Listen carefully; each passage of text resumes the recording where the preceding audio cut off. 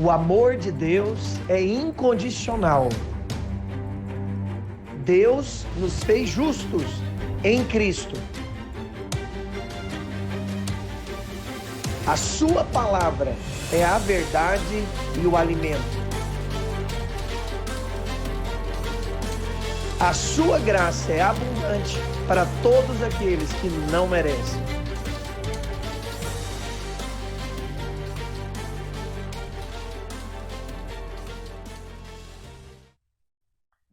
A graça abundante, a paz perfeita de Deus esteja sobre o seu coração, amém? Que você hoje, nessa manhã, possa receber da palavra de Deus. A Bíblia diz que a palavra de Deus ela é viva e eficaz. A partir do momento que você começa a aprender da palavra, você vai recebendo vida, vai sendo lavado, vai sendo purificado, vai sendo cada dia mais restaurado dentro de você. A Bíblia mesmo diz que o Senhor, a palavra do Senhor restaura a nossa alma. Amém? Hoje você vai receber uma palavra chamada o maior sinal de quem anda com Deus. Hoje eu quero falar ao seu coração. Você que conectou, está aqui comigo ouvindo essa palavra. Deus quer falar com você. Deus quer te dar uma direção hoje. Talvez você tenha buscado uma direção, para onde ir, para onde tomar, o que fazer. E através dessa palavra você vai ter essa direção. E você vai aprender hoje o maior sinal de quem de fato anda com Deus. A palavra de Deus diz lá no Salmo 113, no Salmo 13, verso 5, que no tocante a mim, confio na tua graça. Regozije-se o meu coração na tua salvação. Aleluia! Que hoje você possa descansar na graça de Deus sobre a sua vida. Que hoje você possa deleitar o seu coração na graça abundante e perfeita de Deus para a sua vida. A Bíblia diz que Jesus ele veio cheio de graça e de verdade. Jesus ele veio para mostrar verdadeiramente o que é o Pai. Moisés, ele pediu, o povo ali, hebreu, ele pediu a lei. Não era vontade de Deus dar a lei, mas o povo pediu a lei, Deus deu. Mas quando Jesus vem, a Bíblia mesmo diz que Jesus veio manifestar a exata expressão do próprio Deus. Jesus ele veio te mostrar verdadeiramente o que é Deus. Quem ele é, qual que é a essência dele, o que de fato está no coração dele. Quando nós olhamos para Jesus, nós vemos o próprio Deus, porque Jesus é a exata expressão do ser. Lá em Hebreus, no capítulo 1, no verso 4, ele diz o seguinte, Hebreus capítulo 1, verso 4, olha só o que ele diz. Verso 3, ele fala o seguinte, pois a qual dos anjos disse, tu és, verso 3, ele que é o resplendor da glória e a expressão exata do seu ser. Aleluia! A Bíblia está dizendo que Jesus é a exata expressão do seu ser. A lei, diz a Bíblia em Hebreus, que a lei era apenas uma sombra, mas que Jesus é a exata expressão. Eu não sei você, mas eu não quero relacionar com a sombra de ninguém. Porque a sombra não é a essência. A sombra é só algo que se parece. A Bíblia diz que a lei é sombra das coisas que haveriam de vir. O tabernáculo, os sacrifícios, tudo isso era a sombra das coisas que viriam. Mas a Bíblia diz, em Hebreus capítulo 1, verso 3, que Jesus é a exata expressão. Aquilo que era uma sombra, agora nós temos a exata expressão, aquilo que é verdadeiro. Então Jesus ele veio nos mostrar exatamente o que é o próprio Deus, a essência de Deus, o que Deus pensa, como Deus é. Sabe, o que está no coração de Deus? Quando olhamos para Jesus, nós vemos claramente a Deus. E você sabe, a partir do momento que a gente começa a andar com alguém, nós começamos a se parecer com ela. A partir do momento que você começa a se relacionar com alguém, uma vez mesmo eu li num livro sobre casamento, que a partir do momento que uma pessoa casa com a outra, eles começam a se parecer. Às vezes até o mesmo peso. Aqueles que eram mais gordinhos, a mulher também fica mais gordinha. Aquele que é mais magrinha, a mulher vai ficando mais magrinha. Eles vão se parecendo. A maneira de vestir, a maneira, muitas vezes, ali do seu peso. Por quê? Porque existe, lógico, uma influência no relacionamento. E isso que é fantástico. Porque a Bíblia diz que Deus não nos chamou para viver uma religião. O Senhor não tem para nós uma religião. Andar com Deus não é frequentar um culto no domingo. Andar com Deus não é participar apenas de uma igreja de vez em quando, para de fato pagar a conta com Deus. Não, a Bíblia diz que o Senhor não tem uma religião para nós, mas sim um relacionamento. Ele veio para que tenhamos vida e vida em abundância. E essa vida nós temos nele, quando relacionamos com ele, quando conectamos com ele. Ele é a fonte verdadeira. Ele é a verdadeira fonte. Quando Jesus encontrou ali com a mulher samaritana em João 4, ele estava na frente, ali na fonte de Jacó, que fala dessa fonte enganadora que o mundo tem. Porque o mundo é essa fonte de Jacó, onde todo dia você tem que ir lá pegar água, onde você tem que se envolver com sexo ilícito, onde você tem que mexer com maconha, com drogas, onde você tem que ficar bebendo, onde você tem que estar, se envolvendo com coisas ilícitas para se suprir, porque o mundo é uma fonte de Jacó. O mundo é essa fonte de Jacó, essa fonte que engana. Mas aí, interessante, lá em João 4, a Bíblia diz que Jesus chega para aquela mulher samaritana e fala, olha, se você soubesse quem está na sua frente, dentro de você vai fluir o rio e vai jorrar água viva. E você nunca mais vai precisar vir aqui pegar desse rio. Essa é a realidade. A partir do momento que conhecemos a Jesus, a fonte verdadeira, a fonte da nossa alegria, a fonte da nossa satisfação, a fonte da resolução dos nossos problemas, a fonte da nossa libertação, libertação de todo o pecado sexual, libertação de todo vício, libertação, de toda pobreza, de toda escassez. Ele é a fonte. Quando conectamos com essa fonte, então jorra uma água viva. E essa água viva, ela jorra eternamente. Porque ele mesmo falou, eu sou o pão da vida, eu sou o rio da vida, eu sou a água da vida. E se você beber dela, você nunca mais terá sede. Por isso eu quero te falar, meu querido, quanto mais você beber de Jesus, quanto mais você conhecer Jesus, menos sede do mundo e do pecado você vai ter. As pessoas, elas começam a ter sede do mundo porque elas deixam de beber da água da vida. Quando você começa a beber da fonte de Jacó, que é a fonte do mundo, que é a fonte do pecado, você não se satisfaz. Mas quando você resolve beber da verdadeira fonte, que é o próprio Jesus, você se satisfaz. A nossa satisfação não tem nada a ver com os resultados que nós temos na nossa vida. A satisfação do homem espiritual tem a ver com ele beber do Senhor. Você sabe, às vezes nós não temos os resultados que esperamos. Às vezes nós não conseguimos vender um curso como achamos que deveríamos. Às vezes nós não batemos as metas do emprego. Às vezes nós não fazemos tudo direitinho no trabalho. E aí nos sentimos frustrados, nos sentimos mal, começamos a nos comparar. Por quê? Porque isso daqui, na verdade, é uma maldição na sua vida. Que você mesmo coloca, não é que Deus coloca. É quando você quer se satisfazer nos resultados da sua vida. Não, meu querido, a nossa satisfação vem do Senhor. No tocante a mim, eu regozijo na graça. No tocante a mim, eu confio na tua graça. No tocante a mim, a minha alegria vem para a tua salvação. Eu não sei se eu bati todas as metas de venda. Eu não sei se eu fiz minha empresa triplicar. Eu não sei se esse livro que eu fiz vai vender muito. Eu não sei se essa empresa que eu abri vai prosperar grandemente. Mas uma coisa eu faço, eu me regozijo na tua salvação. Porque o Senhor é essa fonte de alegria. O mundo tem um vazio que só Deus pode suprir. O mundo tem um vazio onde só Deus pode suprir. Por isso que as pessoas elas se desesperam. Elas vão atrás de coisas para suprir, mas elas não conseguem. Porque só o Senhor é a fonte do suprimento. Só em Deus, só em Jesus, nós temos a realização. Você só vai achar felicidade, meu querido, em Deus. Felicidade não vem de resultados. Porque nem sempre nós teremos grandes resultados na vida. Tem momentos que teremos grandes, tem momentos que teremos médios e tem momentos que nós nem teremos resultado. E se você pautar a sua alegria, a sua felicidade nos resultados, você vai viver a sua vida inconstante. Por isso que o salmista Davi mesmo diz, a minha alegria está no Senhor. A minha alegria não está nos resultados, não está no aplauso, não está no apoio das pessoas. A minha alegria está no Senhor. E é sobre isso que eu vou falar hoje. E quanto mais você bebe dessa fonte, você se envolve com Jesus, você conhece a Jesus, você anda com Deus, mais desse sinal você vai ter.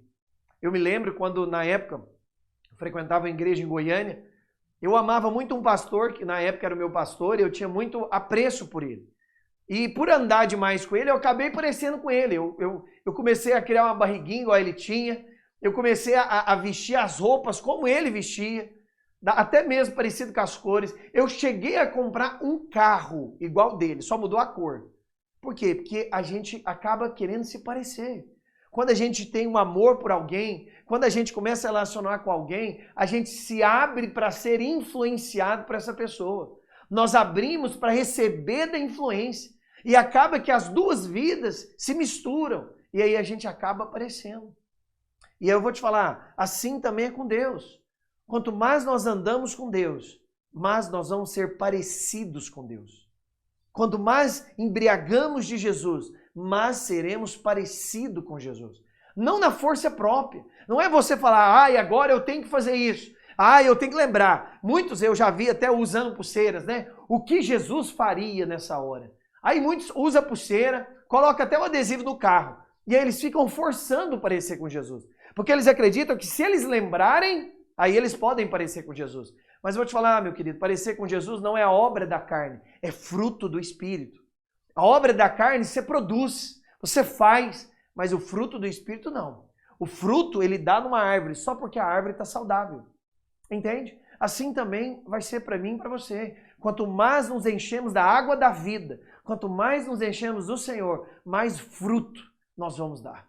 Fruto do Senhor. Fruto em parecer com Jesus. Não na lei, não na força, não lembrando na mente. Ai, meu Jesus, o que Jesus faria? Eu estou vendo uma velhinha atravessar na rua. O que Jesus faria? Ele atravessaria ela. Aí eu vou lá e atravesso. Sabe, você pode até fazer isso, mas não é isso que eu estou falando. Eu estou falando de um fruto que flui sem forçar. De um fruto que vem espontaneamente. Porque simplesmente você está andando com Deus. E você sabe, existe sinais.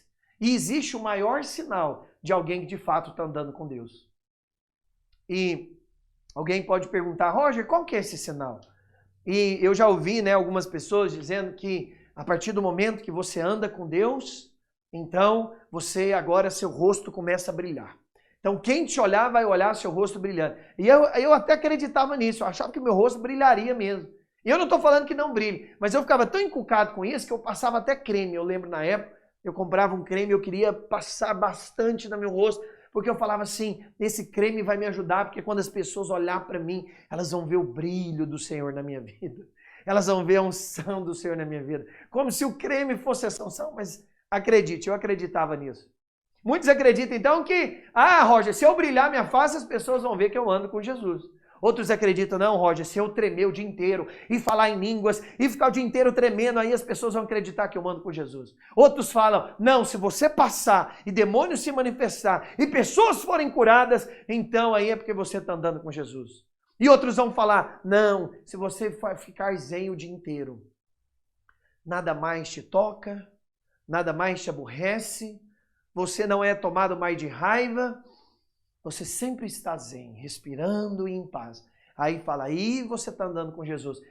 Todos os sinais podem até acontecer, mas esse não é, nenhum deles são os maiores sinais de pessoas que estão andando com Deus.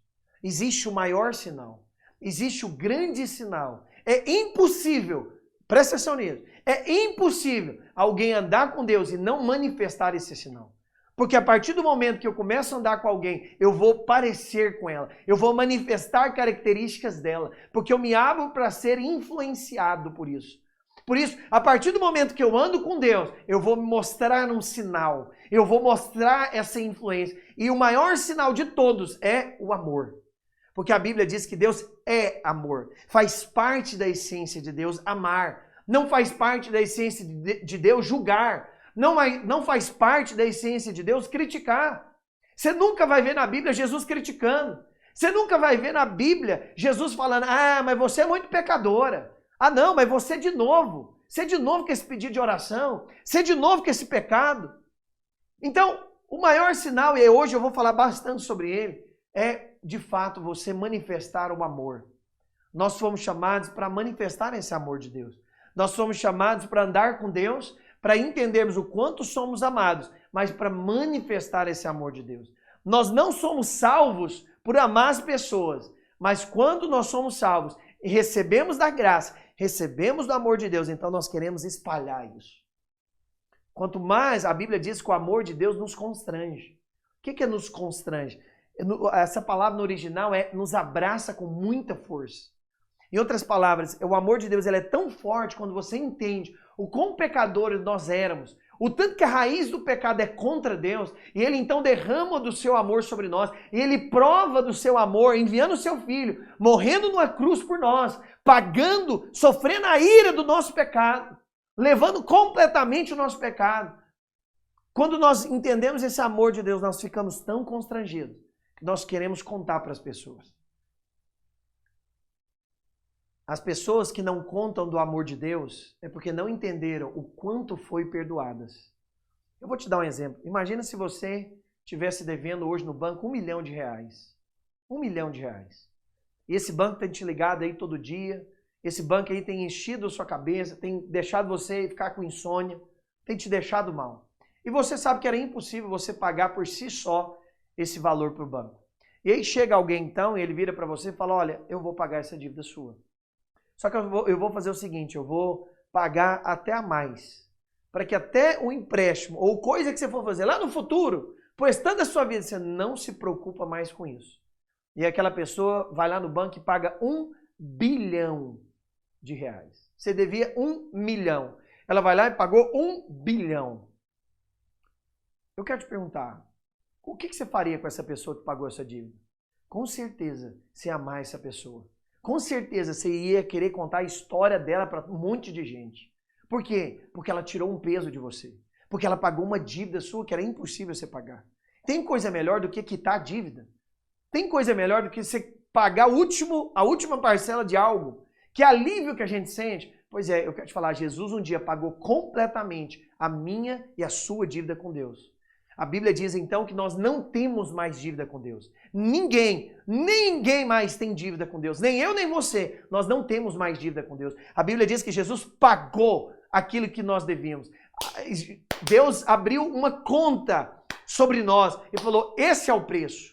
Assim como Adão veio e nós recebemos um pecado e nós não fizemos nada para ser pecadores, assim também nós não precisamos fazer nada para sermos justos. Apenas recebemos essa justiça que um dia Ele pagou por nós.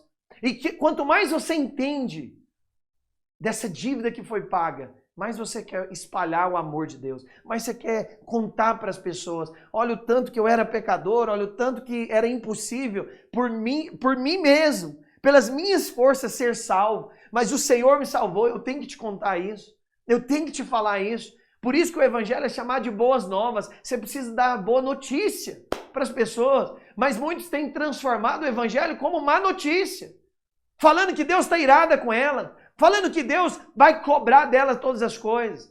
Uma vez mesmo me perguntaram, Roger, você não crê no princípio da plantio e da colheita? Aquilo que você planta vai colher? Eu falei para ela, eu creio sim, eu só não creio como está sendo pregado. Porque as pessoas falam, você plantou e você vai colher. Não, no Novo Testamento, na Nova Aliança não é dessa forma. Presta atenção nisso. Nós plantamos o pecado, Jesus colheu a ira de Deus. Ele plantou a graça, nós colhemos essa superabundância. Deixa eu te falar uma coisa muito séria, presta atenção aqui em mim. Jesus colheu o que nós plantamos. Nós agora vamos colher o que Ele plantou. Nesse princípio, eu acredito. O princípio do plantio e da colheita é esse daqui. Eu plantei pecado, Cristo colheu então a ira de Deus. Jesus plantou a justiça, eu vou colher então a abundância. Eu vou colher a abundância. Eu vou colher a prosperidade, a libertação, a cura, porque eu plantei o pecado, mas Ele levou a ira. Ele plantou a justiça, mas eu colho a abundância. Essa é a boas novas. Muitos têm pregado as más notícias, como se Deus tivesse irado, grilado, como se Deus estivesse bravo com você, como se todo dia você tivesse que levantar e fazer o seu devocional. Olha, tem que fazer 20 minutos de oração, 4 capítulos da Bíblia, porque se você não fizer, o seu dia não vai ser bom. Porque Deus vai te cobrar. Mas que Deus é esse? Isso é religião. A religião diz, faça para ser abençoado. A graça diz, já está feito, está consumado. Só creia, só toma posse, porque já está liberado. A religião fala, se você fizer, você vai colher. A graça diz, Jesus já fez, agora só colhe. Jesus já fez, colhe. Jesus já pagou, colhe. Porque um dia ele falou, tetelestai, está consumado. Eu finalizo a maldição do pecado. Eu retiro de você a consequência negativa que você teria que pagar pelo seu pecado. Aleluia! Jesus plantou, nós colhemos. Nós plantamos, Jesus colheu. Esse é o princípio verdadeiro do plantio e da colheita. Esse é o princípio do Novo Testamento. Aleluia! Isso é poderoso, você tem que entender isso. Isso tem que aquecer seu coração. Isso tem que dar vontade de você contar para as pessoas desse evangelho. Sabe, quanto mais você anda com Deus, mais você se parece com Ele.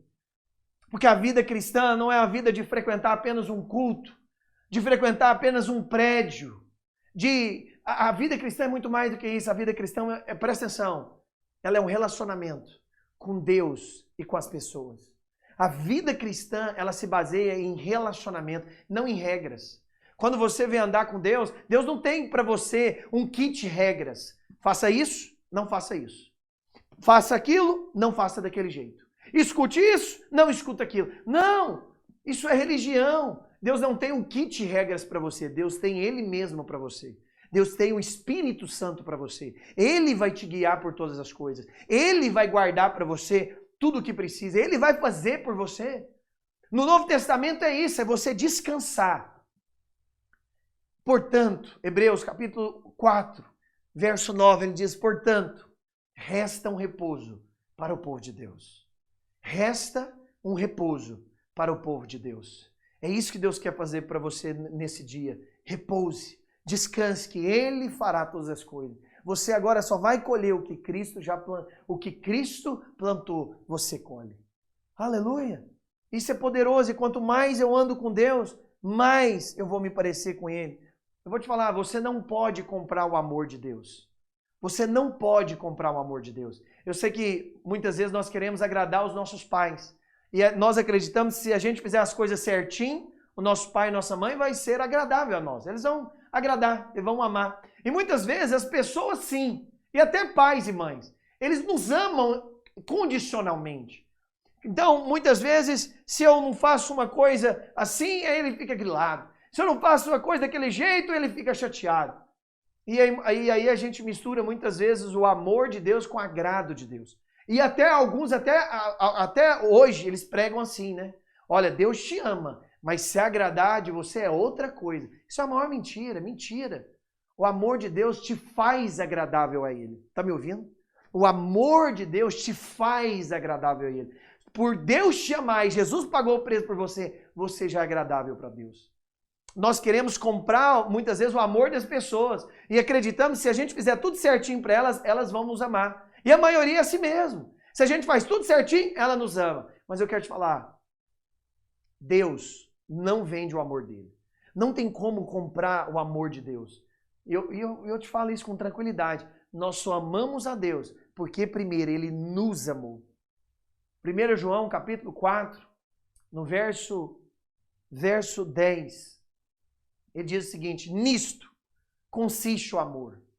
Então vai definir o amor. Não é que nós tenhamos amado a Deus. Não acho que você ame a Deus. Mas em que Ele nos amou e enviou o seu Filho como propiciação pelos nossos pecados. Verso 19. E aí ele diz, verso 19. E ele diz, nós amamos porque Ele nos amou. Aleluia. Olha que coisa poderosa. Nós não conseguimos por nós mesmos amar a Deus. É o contrário, vou te ensinar como que você ama a Deus. Quanto mais você conhece Jesus, quanto mais você se sente amado, mais Deus se sente amado. Tá me ouvindo? Vou repetir para você aprender. Quanto mais você se deixa ser amado, mais Deus entende que você o ama. Quanto mais você fala, não, Deus pode me amar, derrama a tua graça, as tuas bênçãos sobre mim. Quanto mais você se abre para ser amado, mais Deus recebe como amor dele, de você para ele. Nós amamos a Deus quando nos deixamos Ele nos amar. A Bíblia que diz. A Bíblia é muito clara. Ela fala, nós só o amamos porque Ele nos amou. Para Deus é o seguinte, se você deixa você ser amado, então você está amando a Deus. Isso é fantástico. Eu sei que muitos querem amar a Deus, eles falam, eu tenho que amar a Deus, eu tenho que investir todo o meu dinheiro na obra de Deus, eu tenho que fazer umas vigílias, eu tenho que fazer uns jejuns aqui para quase passar mal, porque eu tenho certeza que se eu fizer isso, aí Deus vai me amar mais, vai liberar mais bênçãos sobre mim. Só que tudo que você faz, não confiado em Jesus, isso é religião e é lei. Isso é barganha com Deus. Tudo que você está fazendo que não seja confiar na graça e na obra da cruz, isso é legalismo. Se você jejua e acredita que o seu jejum tem poder, é legalismo. Se você vai orar e acredita que a sua oração tem poder porque faz 7 dias que você não masturba, isso é legalismo. Porque tudo em Deus é apenas pela graça e através da obra da cruz. Eu não faço nada por mim mesmo, eu não faço nada confiando em mim. É tudo por meio dele, para ele, por meio dele, dele, por ele e para ele são todas as coisas. Entende isso? Isso é poderoso. Interessante porque a gente vê que João, que escreveu João, né, o apóstolo, como ele mesmo dizia, o discípulo amado, ele escreveu 5 livros na Bíblia. Ele escreveu o Evangelho de João, ele escreveu o 1º, 2º e 3º João e escreveu também Apocalipse. Interessante é que lá no começo do ministério, quando Jesus chama ele, lá em Marcos, capítulo 3, verso 17, a Bíblia está mostrando Jesus chamando os seus discípulos. E aí então ele chama Tiago e João, que eram filhos de Zebedeu com Salomé. Interessante que eles falam o seguinte, vamos ver. Ele fala o seguinte, Tiago, filho de Zebedeu, e João, seu irmão, os quais deu o nome de Boanerges, que quer dizer filhos do trovão. Olha que coisa. Quando a Bíblia diz que Jesus chamou João, ela está falando que João e Tiago eram conhecidos como filho do trovão. Por quê? Porque os dois eram muito bravos. Os dois tinham um temperamento muito forte, sanguíneo, irado com as pessoas, impaciente com as pessoas. Eles eram pessoas, muitas vezes, bravas demais. Mas é interessante aqui, aquele homem que foi chamado filho do trovão, para andar com Jesus, depois de um tempo, depois de andar com Deus, ele mudou tanto a vida dele, que antes ele pedia para cair fogo do céu sobre as pessoas. Mas agora ele chama as pessoas de filhinhos. Quando você lê mesmo em 1 João, a partir do capítulo 2, você vai ver ele sempre chamando filhinhos e amados. Filhinhos e amados. O cara irado agora chama as pessoas de amados. Por quê? Porque quanto mais eu ando com Deus, mais amor de Deus eu demonstro. Mais a graça de Deus eu demonstro. Interessante porque a Bíblia diz, né? Quando Jesus entendeu que estava chegando o fim do ministério dele, e ele então estava perto de ser crucificado, e se ascender aos céus, e aí Jesus fala o seguinte, olha, vão na frente os discípulos, eu já estou indo, e vocês vão fazer o seguinte, vai arrumando aí a casa para eu dormir, para eu ficar pronto, eu já estou indo, vai nas aldeias vizinhas preparando aí, e eu já estou chegando. E a Bíblia diz que saiu então alguns dos discípulos e na frente de Jesus, e a Bíblia diz então que João e Tiago entraram numa casa dos samaritanos e pediram para eles, olha, Jesus está vindo, o meu mestre está vindo, a gente está indo para Jerusalém, e eu queria muito que Jesus ficasse aqui. E a Bíblia diz que os samaritanos não quiseram. Vamos ler essa história? Lá em Lucas capítulo 9, verso 51. Olha só o que ele diz. E aconteceu que ao se completarem os dias em que devia ser ele assunto ao céu, manifestou no semblante a intrépida resolução de ir para Jerusalém. E enviou os mensageiros que o antecedesse. Indo eles, entraram numa aldeia de samaritanos para lhe preparar a pousada, para Jesus ali descansar. Mas não receberam, porque o aspecto dele era de quem decisivamente ia para Jerusalém. Ou seja, os samaritanos, você sabe que os samaritanos não se davam bem com os judeus. E ele com certeza estava vestido ali, né, igual um judeu. E eles sabiam que ele estava indo para a festa que estava chegando, que era a festa dos pães asmos e depois a Páscoa. E a Bíblia diz então que já que os samaritanos não se dão, os samaritanos não quiseram receber Jesus. Vamos continuar aí para ver o que vai acontecer. Mas não receberam. Aí, vendo isso, os discípulos, Tiago e João perguntaram, Senhor, queres que eu mande descer fogo do céu para consumir? Jesus, porém, voltando-os, os repreendeu e disse, vós não sabeis de que espírito sois, porque o Filho do Homem não veio para destruir as almas dos homens, mas para salvá-las. E seguiram para uma outra aldeia. Interessante isso, né? Tiago e João, então, pediram fogo. Pediram a ira de Deus, o julgamento de Deus. Não, eles não quiseram te receber, Jesus. Então manda fogo sobre ele. Eu vou orar aqui, manda fogo. Quantas pessoas hoje são desse jeito, são parecidos Tiago e João, nesses 3 anos do ministério de Jesus? Alguém erra, ele quer fogo, quer juízo. Alguém na internet fala alguma bobagem, ou fala uma coisa do tipo, que não seja inteligente, as pessoas atacam. A gente está agora na cultura do cancelamento, de esnobar, de criticar, de enterrar as pessoas que erram. Nós estamos na cultura de quando alguém errou, nós descartamos ela, nós acabamos com ela, nós falamos então que ela não tem mais alegria, ela não tem mais moral de construir mais nada. As pessoas do mundo, elas tratam o erro com muita potência. Elas tratam o erro igual Tiago e João. Ah, é? Então não quiseram receber Jesus, não? Então eu vou orar para fogo descer. Sabe? E aí Jesus fala, peraí. Não. Esse não é o meu espírito. Eu não vim destruir pessoas. Eu não vim criticar pessoas. Eu não vim, porque as pessoas erram, descartar as pessoas. Eu não vim jogar elas para escanteio.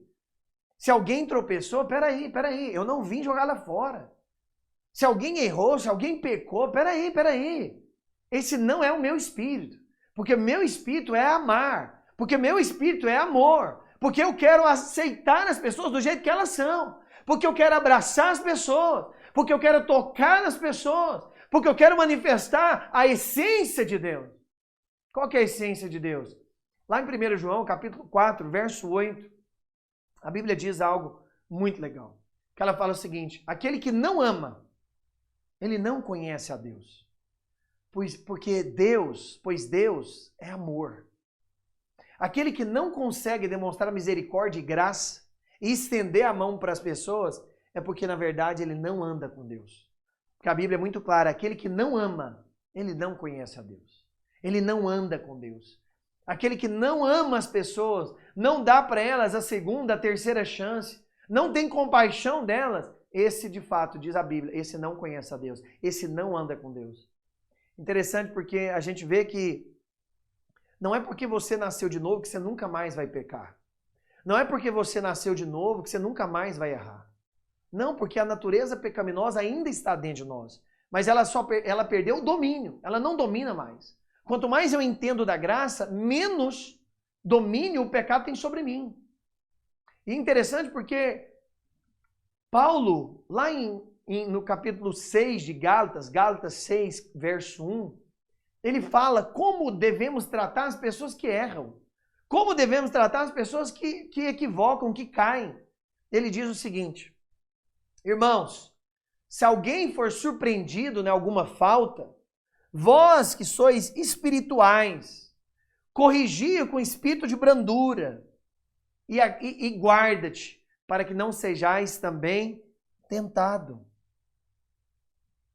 Olha o que Paulo está falando. Olha, se alguém errar, irmão, se alguém pecar, se alguém tiver em alguma falta, faz o seguinte, chama ele, corrige ele, mas corrige com espírito de brandura.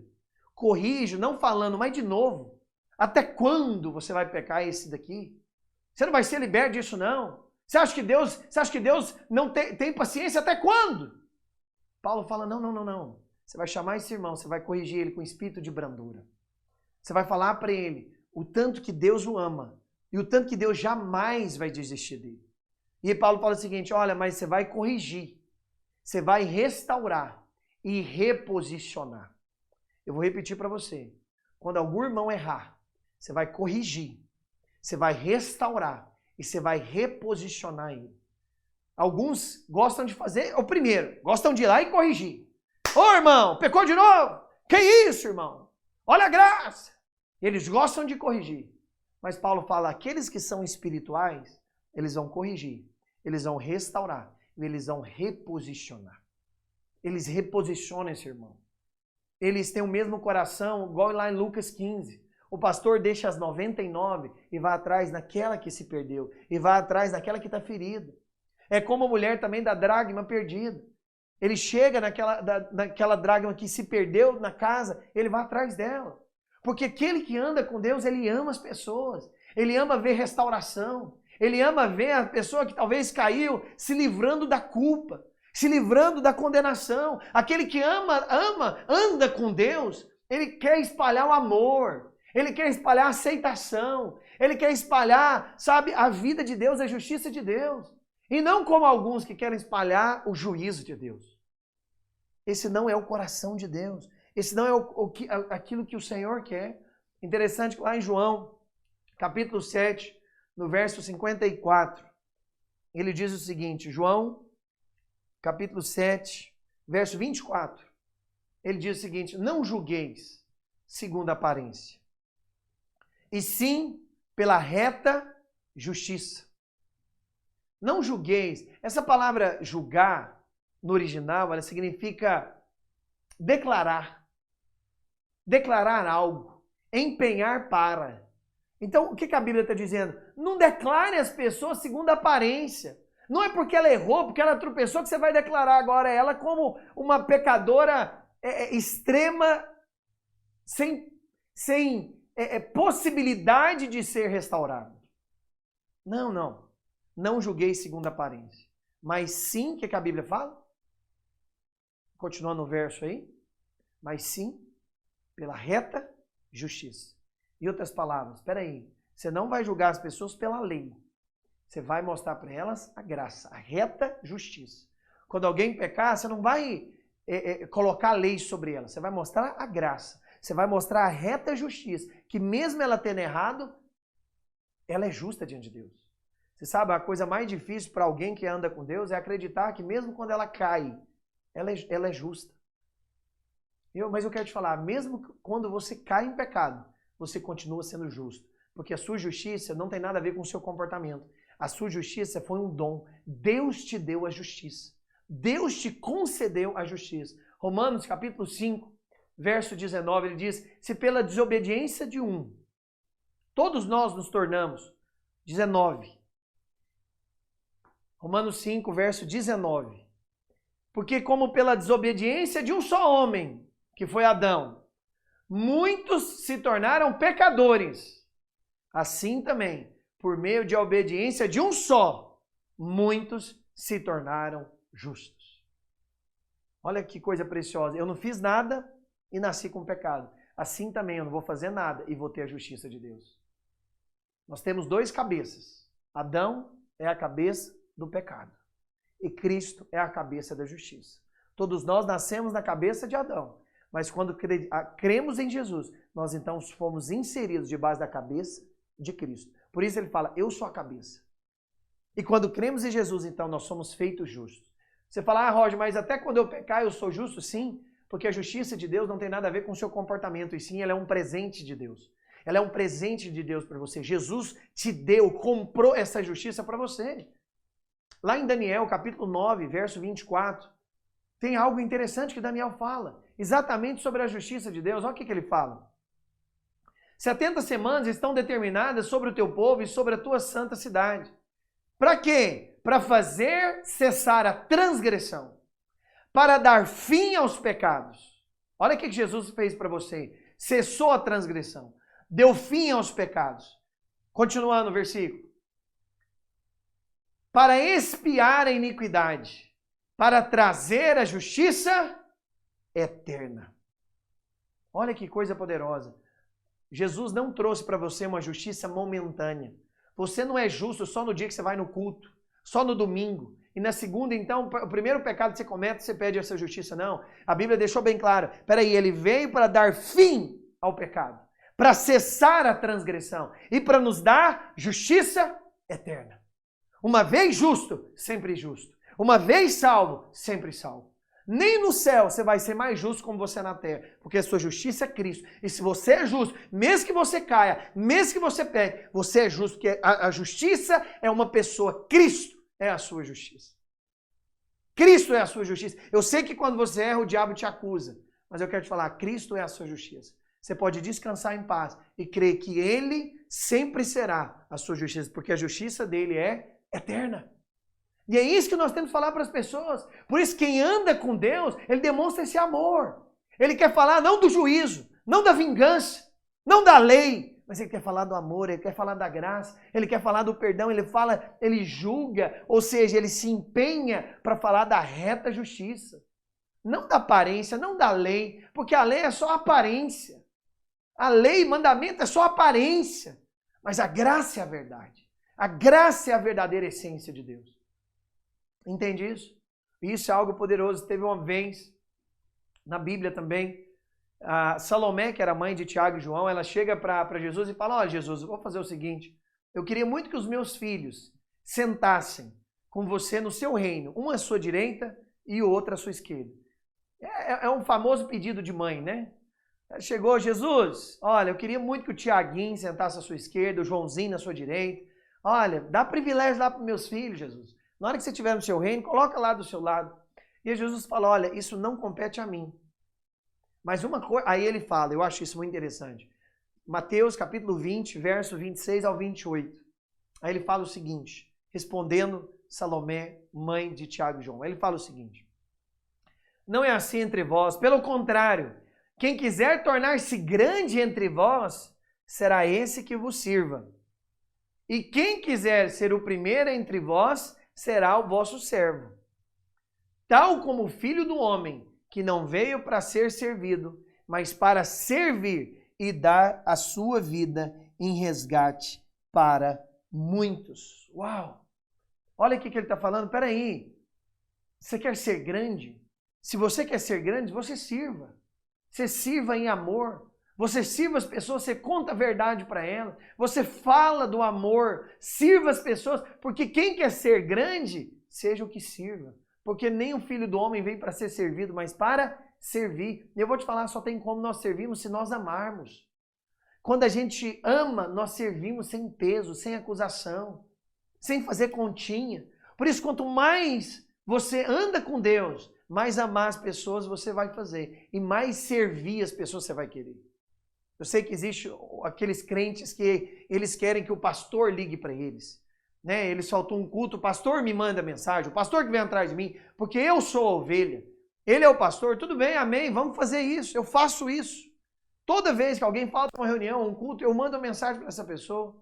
Mas vou te falar, você também tem que ser esse canal de Deus. Você também tem que ser esse canal de Deus na vida das pessoas.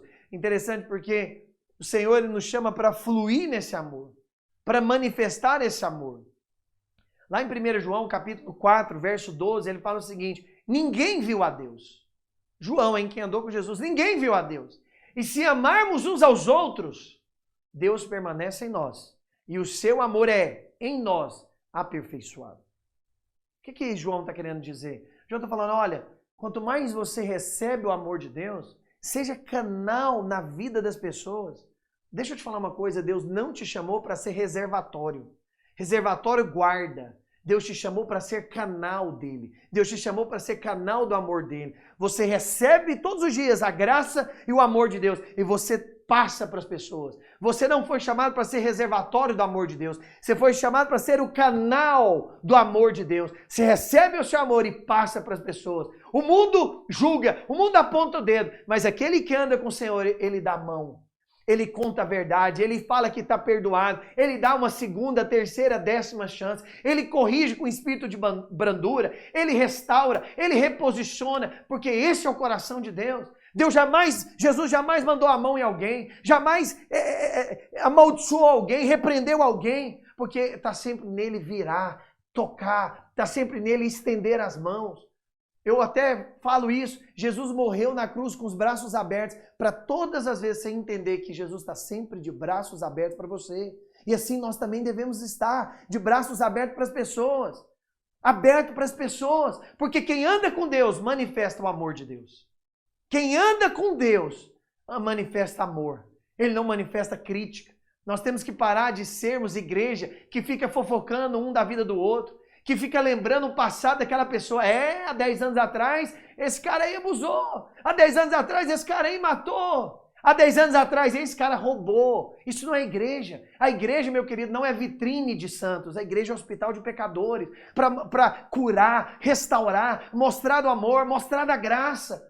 Para falar que essa pessoa tem sim a oportunidade de vencer, tem sim a oportunidade de prosperar, que Deus jamais desiste dela. Nós temos que parar de achar que igreja é para mostrar o quão lindos somos, o quão perfeitos somos. O reino de Deus não é um condomínio fechado só para os elegrantes e aqueles que guardam a lei. Não. O reino de Deus não é para gente boa. O reino de Deus é para pessoas perdoadas. É para as pessoas que permitiram ser amadas por Deus.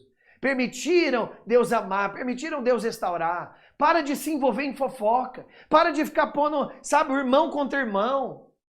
Interessante que lá em Provérbios, capítulo 6, ele diz o seguinte, olha só, Provérbios, capítulo 6, no verso 16, ele diz, olha, 6 coisas o Senhor aborrece, mas a 7ª, a sua alma abomina. Vamos ver quais são essas coisas. Olhos altivos, língua mentirosa, mãos que derramam sangue inocente, coração que trama projetos iníquos, pés que se apressam a correr para o mal, testemunha falsa que profere mentiras, e o último, que é o que a Bíblia diz que Deus abomina, o que semeia contenda entre irmãos. O que semeia contenda entre irmãos. Por isso, igreja não é lugar para ficar fofocando o pecado dos outros, lembrando o passado das pessoas. Igreja é lugar de restauração, de aceitação. Muitas igrejas recebem as pessoas e começam a falar para elas, agora você não pode fazer isso, você não pode assistir aquilo, você não pode fazer isso. Meu querido, não queira fazer o trabalho do Espírito Santo. A Bíblia diz que o Espírito Santo é que convence. Nosso trabalho é aceitar, é ensinar. Nosso trabalho é testemunhar. Jesus mesmo falou, olha, vai descer sobre vós o Espírito Santo e vocês serão o quê? Minha testemunha. Vocês falar, testemunhar, é diferente de ficar corrigindo as pessoas apenas. Testemunhar é falando para elas de Jesus, mostrando a graça, mostrando o perdão. Igreja não é lugar de fofoca, meu querido. Igreja não é lugar de ficar expondo o passado das pessoas. Igreja é lugar de segunda, terceira chance. Igreja é lugar de falar para as pessoas, sim, Deus pode mudar, Deus pode libertar, Deus quer e Deus vai fazer isso. Entende isso? Porque quem anda com Deus vai manifestar esse amor. Interessante que o próprio irmão de sangue de Jesus, ele fala o que para Deus é a verdadeira religião. Lá em Tiago, capítulo 1, verso 27, ele diz o seguinte, a religião pura e imaculada é esta, para com Deus e Pai, visitar os órfãos e as viúvas nas suas tribulações e assim mesmo guardar-se incontaminado do mundo. Olha o que a Bíblia está querendo dizer. Tiago fala, olha, a religião verdadeira, meu querido, é quando você visita órfãos e viúvas. Eu não acredito que de fato o Tiago está falando para a gente só visitar órfãos e viúvas. Não, é porque são duas classes de pessoas que são as mais desprezadas. A viúva ficou sem o marido, está sem uma referência dentro de casa. E o órfão está sem o pai. Então ele pegou os dois extremos. Mas aí ele quis dizer, olha, o que Tiago quis falar? A religião para Deus, meu querido, é importar com as pessoas. É visitar as pessoas, é preocupar com elas. João mesmo diz, é muito fácil falar que ama a Deus e quando vê o irmão do seu lado passando por dificuldade, você não estende a mão. Por isso, presta atenção nisso. A maneira que Deus escolheu ser amado é quando amamos uns aos outros. Quando você ama os irmãos, quando você ama as pessoas, Deus se sente amado. Não acha que amar a Deus não é não pecar. Não acha que amar a Deus é só frequentar uma igreja e dar o seu dízimo. Isso é bom, isso vai te fazer bem. Mas Deus se sente amado quando amamos os outros. Quando amamos uns aos outros. Tem coisa melhor para um pai e para uma mãe alguém tratar bem os filhos dela ou dele?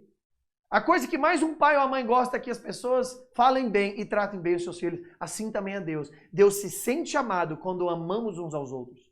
Quando amamos, quando estendemos as mãos para aquele que caiu, para aquele que está desanimado, para aquele que está talvez terminou um casamento agora, para aquele que caiu no mesmo pecado, muitas vezes você estende a mão. Deus se sente amado quando amamos uns aos outros.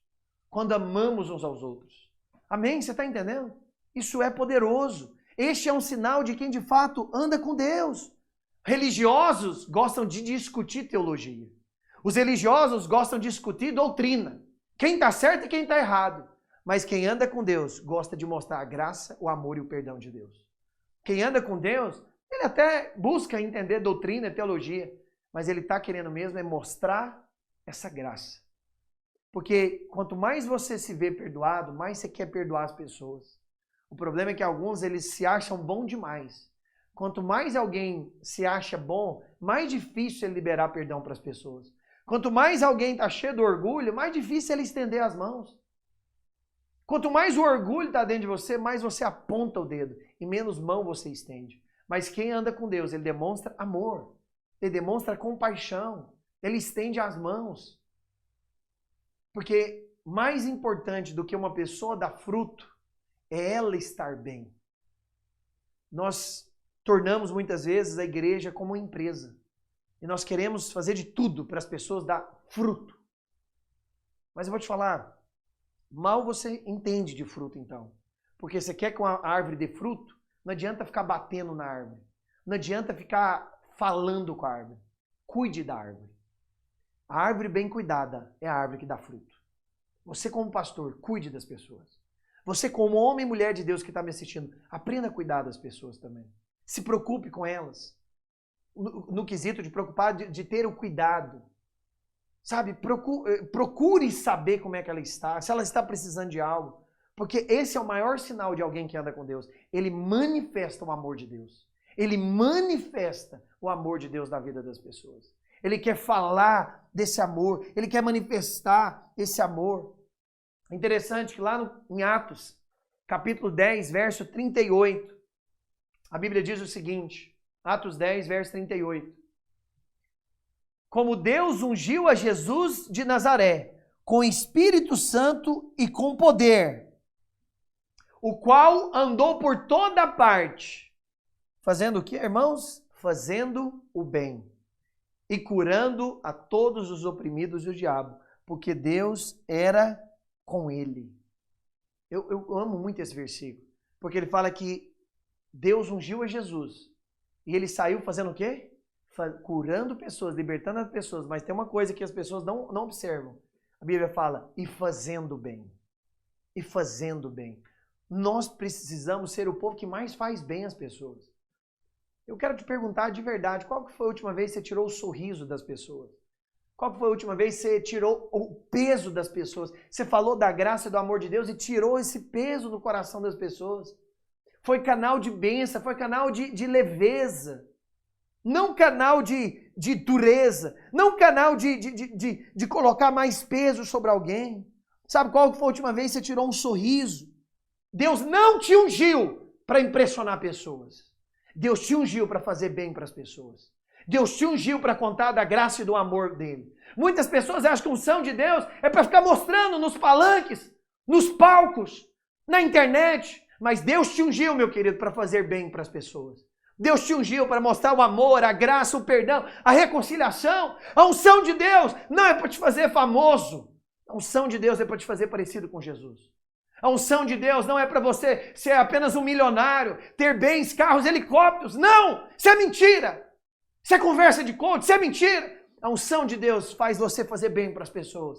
Faz você estender a mão para as pessoas. Faz você ter paciência. Faz você ter espírito de brandura. Faz você abraçar as pessoas e falar, calma, não é seu fim. Eu sei que talvez você se envolveu com essas dívidas. Sabe, o negócio foi ruim, mas calma. Não precisa suicidar, não precisa desistir da vida. Vamos resolver. Ah, mas vai expor. Calma. Você acha que Deus já não sabia? Deixa eu te falar uma coisa. Deus sabia de todos os meus erros e pecados antes de me escolher. Mas Ele também sabia que a sua graça era maior que tudo isso. Por isso, os seus pecados não envergonham a Deus. Deus já sabia de tudo. Deus já sabia de tudo. E Ele não se envergonha de você. Porque se você não envergonha de Jesus e recebeu Jesus, Ele jamais envergonhará de você. Mesmo os seus piores pecados, mesmo os seus piores erros, Deus não sente vergonha de você. Porque um dia você não sentiu vergonha do filho dele, Jesus. Ele jamais sente vergonha de você.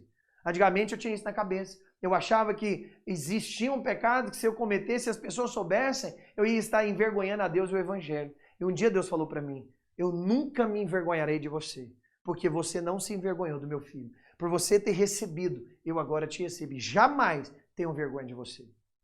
Esse é o Evangelho. Eu vou te falar, Jesus ele fazia bem para as pessoas. Acredite em mim, Jesus fazia bem para as pessoas. Faça o que você pode fazer para as pessoas. Não se preocupe com aquilo que você não possa fazer. Eu vou te falar uma coisa, se você não dedica tempo para fazer a vida das pessoas melhores, você está perdendo tempo de vida. Vou repetir para você entender, se você não dedica tempo buscando fazer a vida das pessoas melhores, você está perdendo tempo de vida. Porque nós estamos aqui para abençoar uns aos outros também. O que nós temos feito para, de fato, deixar a vida das pessoas melhor? Que seja um toque, que seja um abraço, que seja um bom dia, que seja um Deus jamais vai desistir de você. Que seja um como é que você está? Que seja um vamos ali, deixa eu pagar um sushi para você. Deus ele quer que você relacione com Ele com base nessa graça, mas para espalhar isso, para manifestar esse amor e manifestar essa graça. Seria muito orgulho, seria muita erro da sua parte achar que Deus fez você apenas para receber o amor dele e ficar com você. Deus quer que você espalhe isso.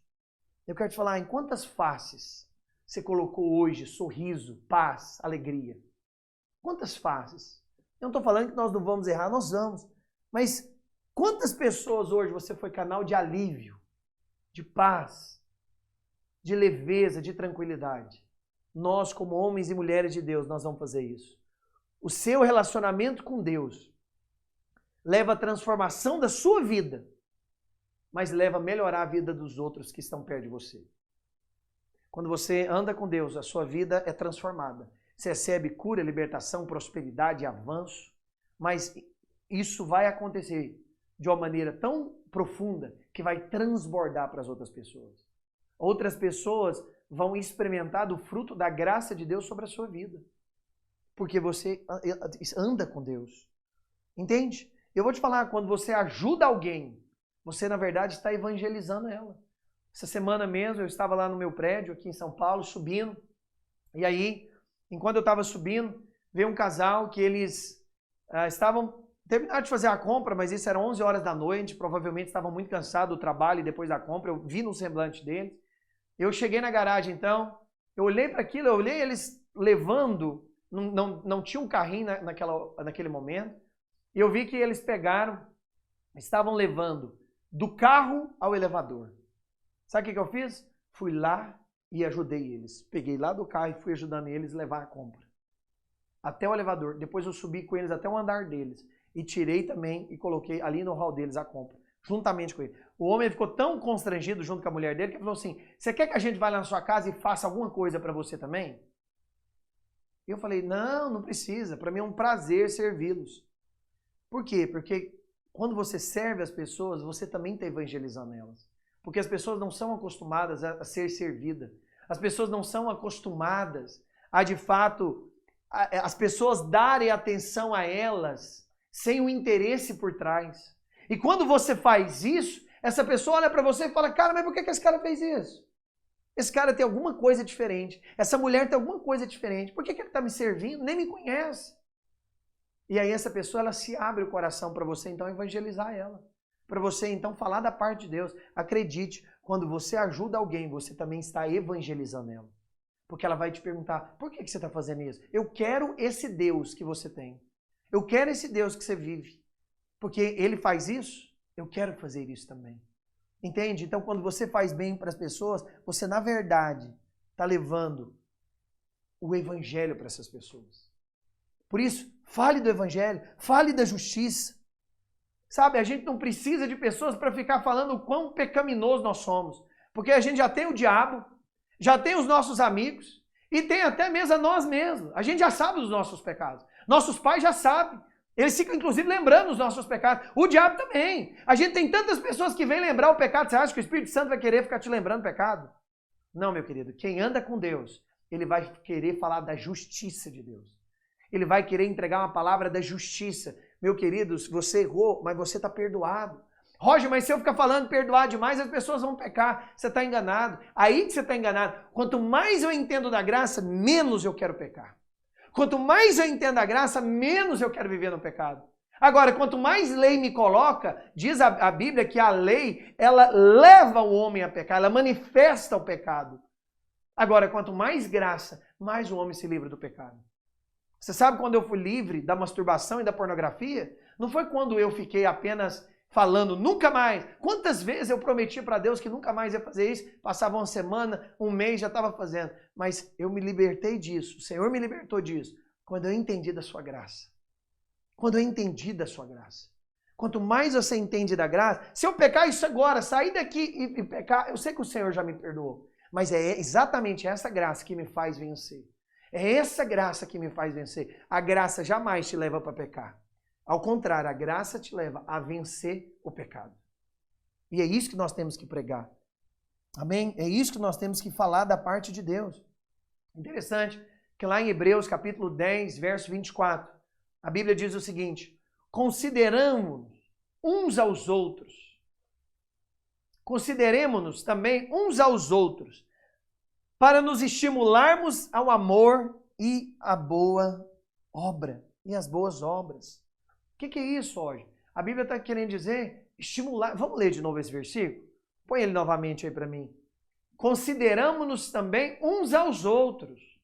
Para quê? Para estimularmos o amor e as boas obras. Quanto mais estimularmos o amor de Deus e mostrarmos que nós amamos uns aos outros, mais boa obra essa pessoa vai fazer. Entende?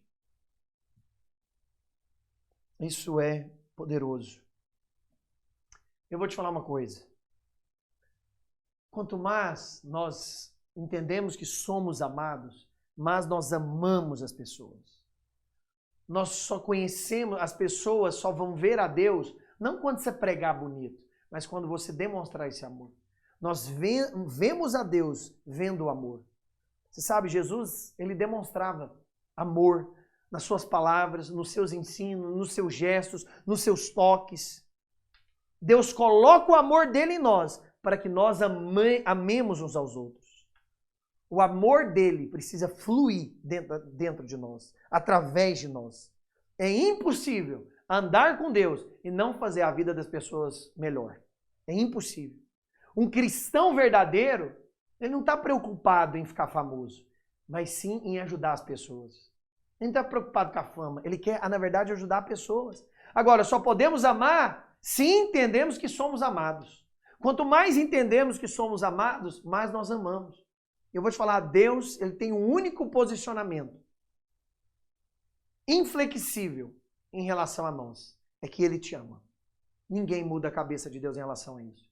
Ninguém muda essa decisão de Deus. A graça reserva a aceitação completa para mim e para você. Quanto mais desse amor e dessa graça nós recebemos, mais nós queremos passar para as pessoas. Conta-se, né, uma história que um pecador foi excluído, né, proibido de entrar numa igreja. E aí aquele pecador, então, como ele foi expulso da igreja, foi excluído de entrar ali, ele vai orar. E aí ele levou, então, essa dor para Deus. Aí ele fala para Deus, olha, eles não me deixam entrar lá, Senhor, porque eu sou um pecador. E aí Deus fala para ele, né, do que você está reclamando? Aí Deus pergunta, eles também não me deixam entrar? E essa história é a pura verdade. É muito estranho. Presta atenção nisso que eu vou te falar. Está errado. Há algo muito errado quando a igreja local rejeita aquilo que Deus aceita. É muito perigoso quando a igreja local abandona aquilo que Cristo chamou para perto. É muito estranho quando a igreja local rejeita a pessoa que Jesus aceita. Rejeita a pessoa que Jesus morreu por ela. A confiança nesse amor de Deus, incondicional, imutável, verdadeiro, único, nos leva e nos transforma a sermos filhos contentes, livres, confiantes e sermos esse canal. Quanto mais do amor de Deus eu entender, quanto mais eu experimentar esse amor de Deus na minha vida, entender o tanto que eu sou amado, mais eu vou passar isso para frente. Roger, mas você não está falando isso demais nessa palavra? Eu tô! Porque é isso que eu quero que você entenda. Alguém que anda com Deus, meu querido, ele vai demonstrar o maior sinal de todos, que é amar as pessoas. Que é demonstrar esse amor, essa graça de Deus. Esse é o maior sinal.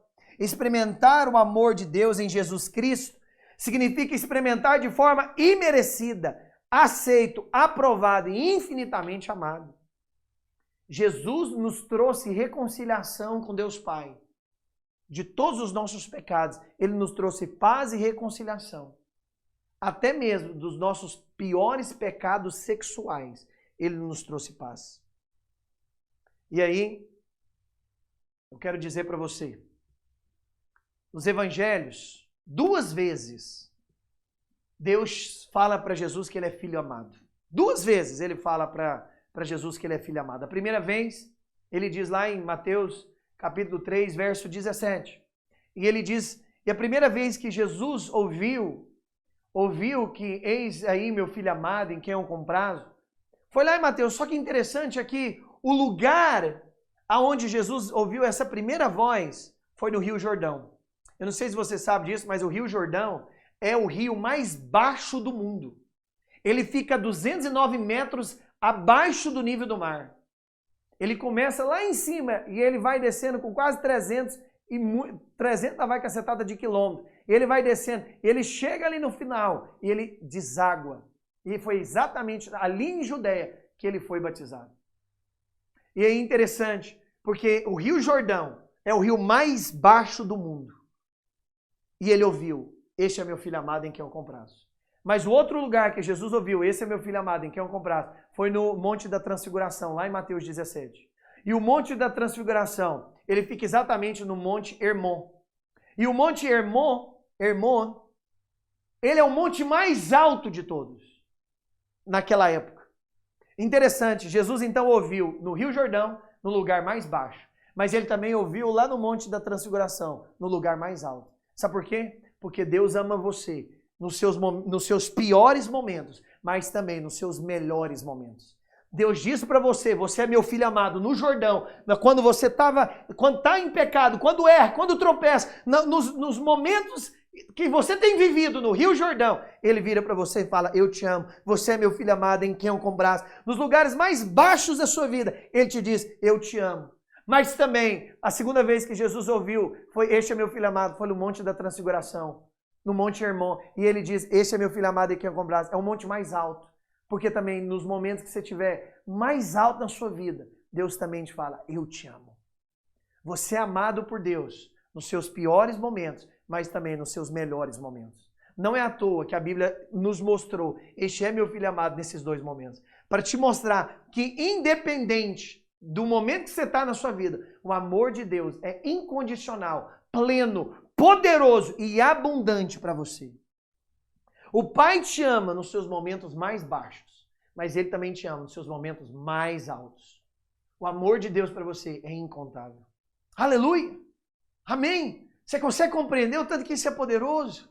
Meu querido, essa palavra é para te dizer, se você anda com Deus, você vai amar as pessoas. Porque a Bíblia diz que Deus é amor. E quando mais nós mostramos esse amor para as pessoas, isso é uma consequência. Não é que você vai forçar a amar as pessoas. Eu não estou falando para você forçar. Não é uma lei que eu estou te dando. Não quero colocar em você acusação hoje. Mas eu só estou te falando que esse é o maior sinal de alguém que anda com Deus. Ele começa a amar. Ele começa a ter compaixão do vô, da avó, dos tios, dos primos, das primas. Ele começa a ter compaixão das pessoas, as pessoas que erram aí na internet. Ele não é aquele primeiro a lixar, a cancelar. Ele entende que todos estão propícios ao erro. Aquele que julga é porque não se conhece. Porque a verdade é que todos nós podemos errar qualquer pecado. Não julga um bandido, porque um dia você pode roubar. Não julga um assassino, porque um dia você pode assassinar. E a questão do pecado é que é verdade. o ladrão faz a ocasião. E muitas vezes é porque você não teve a ocasião de pecar isso daí. Porque se tivesse, você fazia. Então não julga as pessoas. Quem se conhece, busca essa graça e o amor de Deus. E quando ele recebe esse perdão, essa graça plena de Deus, ele agora quer manifestar para as pessoas. É muito estranho quando um crente quer cancelar alguém. Quando um crente quer ficar lembrando a pessoa do passado dela. Quando alguém vira, será que mudou? Depois de 10 anos, será que não está cometendo a mesma coisa? Meu querido, o evangelho é poderoso, o amor de Deus é transformador. Quanto mais alguém entende que é amado, mais transformado ele será. Porque o Espírito Santo está dentro dessa pessoa. Eu jamais duvido de alguém ser transformado se o Espírito Santo habita nela. Para de duvidar, para de criticar as pessoas, para de ficar fofocando, expondo. Isso só mostra que você não está andando com Deus.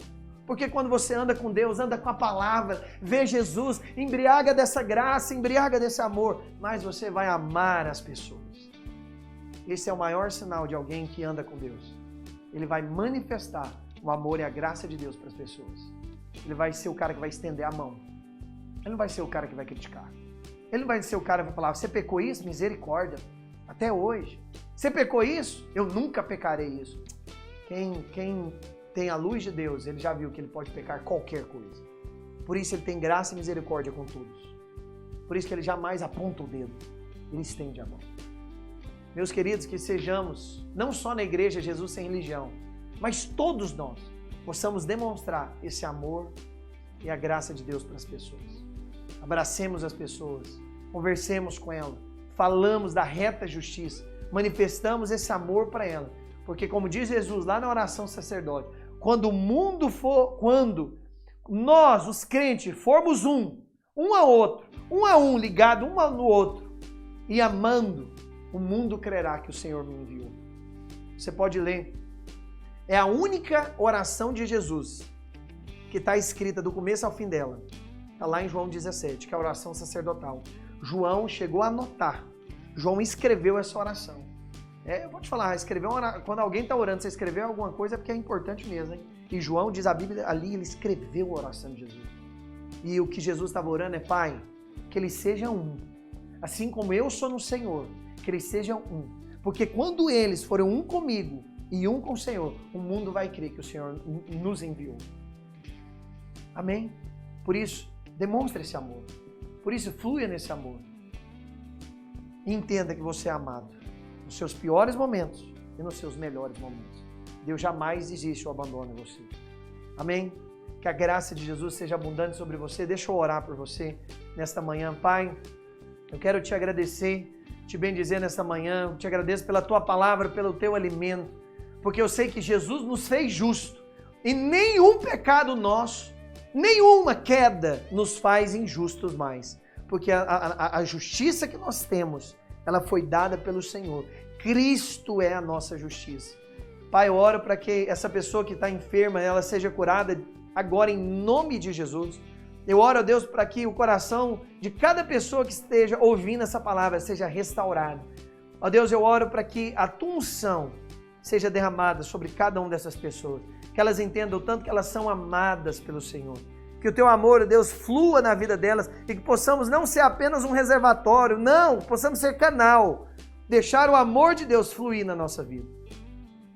Eu quero, em nome de Jesus, declarar, ó Deus, o teu amor sobre essa pessoa, que ela se sinta hoje abraçada e amada, que ela se sinta hoje acolhida pelo teu evangelho, independente de quantos erros ela cometeu ou de quão estrondoso, profundo, esquisito, pesado foi esse erro, que ela entenda que a graça do Senhor sempre é maior que os nossos pecados. Ô Jesus, que ela entregue o coração dela hoje para o Senhor e que ela venha, Deus, primeiramente, antes de amar as pessoas, que essa pessoa possa receber do teu amor, que essa pessoa possa receber dessa graça nesta manhã. Ô Deus, essa é a minha oração, em nome de Jesus. Coloca a mão no seu coração, fala comigo, fala, Senhor Jesus, eu te consagro como meu Senhor e o meu Salvador. Eu recebo agora o teu perdão completo. Eu declaro que eu sou perdoado, que eu sou curado, que eu sou transformado pois o teu amor é abundante, é incondicional, e a tua graça é derramada sobre mim. Jesus é o suficiente para a minha vida. E quanto mais eu entender que eu sou amado, mais eu vou amar as pessoas. Em nome de Jesus. Aleluia. Deus te abençoe tremendamente. Te vejo no próximo culto, no próximo domingo, em nome de Jesus.